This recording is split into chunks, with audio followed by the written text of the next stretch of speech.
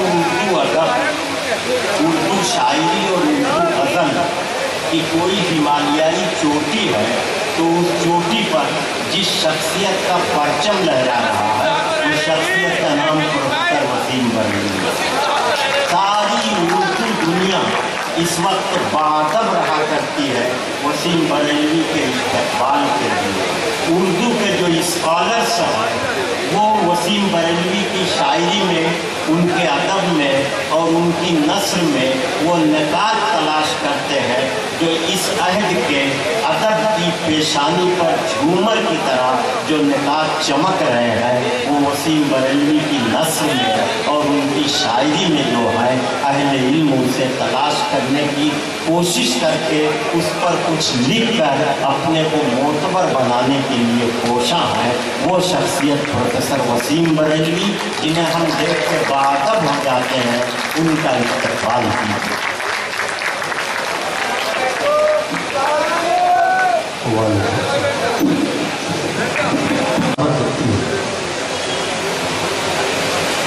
बरसों के बाद आज मैं ऐसा महसूस कर रहा हूँ कि शायद 30-35 साल पुराना मुजफ्फरनगर देखने को मिल रहा है, जहाँ 2 बजे रात के आप नसीम नेकर साहिबा की शायरी और हमारे अनवर जलालपुरी साहब की शायरी आपने सुनी।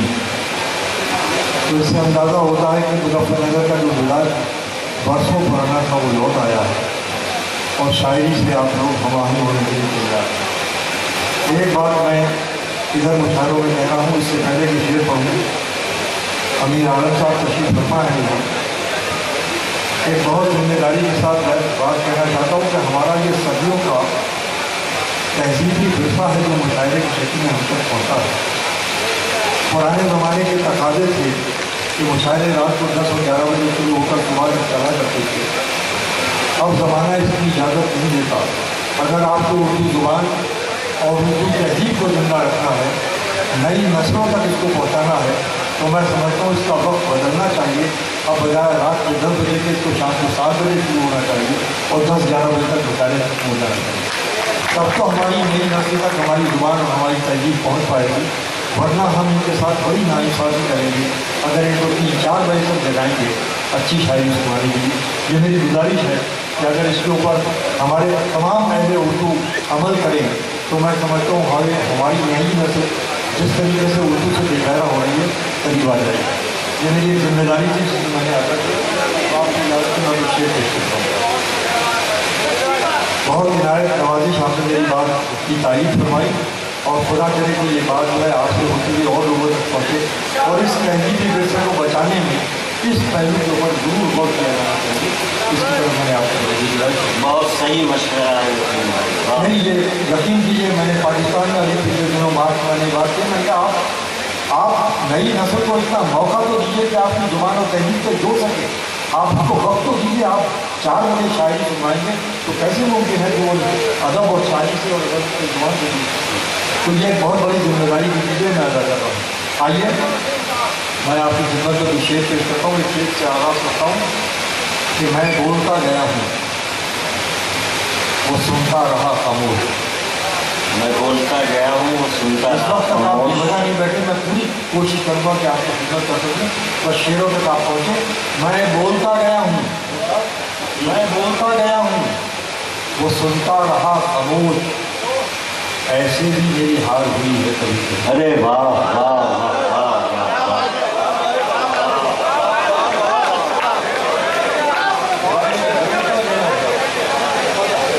मैं बोलता गया हूँ वो सुनता रहा खामोश, ऐसे भी मेरी हार हुई है।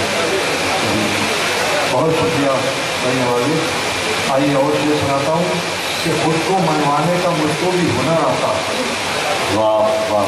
आप लोग तो मिसरा उठाते थे कि आसमान बोलने लगता था। मिसरा पेश कर रहा हूँ तो खुद को मनवाने का मुझको भी हुनर आता है। अरे मैं वो कतरा हूँ समंदर मेरे घर आता है।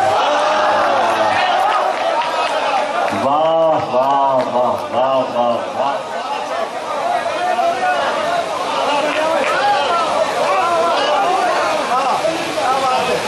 खुद को मनवाने का मुझको भी हुनर आता है। वाह वाह।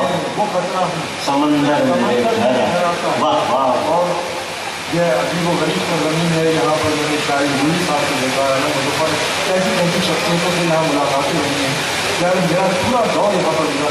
मैं एक शेर मुजफ्फरनगर की नकल कर रहा हूँ, अगर बदल में पटना का शायद एक अजीब शेर आपको अच्छा कि मैं खुद को मनवाने का मुझको भी हुनर आता है, मैं वो पटना हूँ समंदर मेरे घर आता है, मेरी नज़रों को बरतना कोई तुझसे सीखे।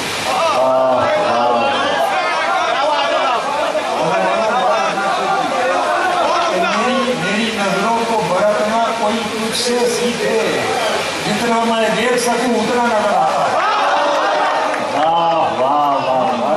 बरतना कोई तुझसे सीखे, जितना मैं देख सकूं उतना नजर आता है, जितना मैं देख सकूं उतना नजर आता है। मेरी नज़रों को बरतना कोई तुझसे सीखे, जितना मैं देख सकूं। मैं सब नए शेर कहूँगा इंशाअल्लाह आपको कि जितना मैं देख सकूं उतना नजर आता है। और आइए ये शेर सुनिए कि रिवायतों के सताए तुम भी। ये बच्चे बैठे हैं, यकीन कीजिए कि आप लोगों को शेर सुनाकर जीवत माँ को शेर सुनते हुए और उसमें इकबाल होते हुए दिखते हैं तो शायरी की आंखों में चमक पैदा होता है। मैं शेर पेश करता हूँ कि रिवायतों के सताए तुम भी।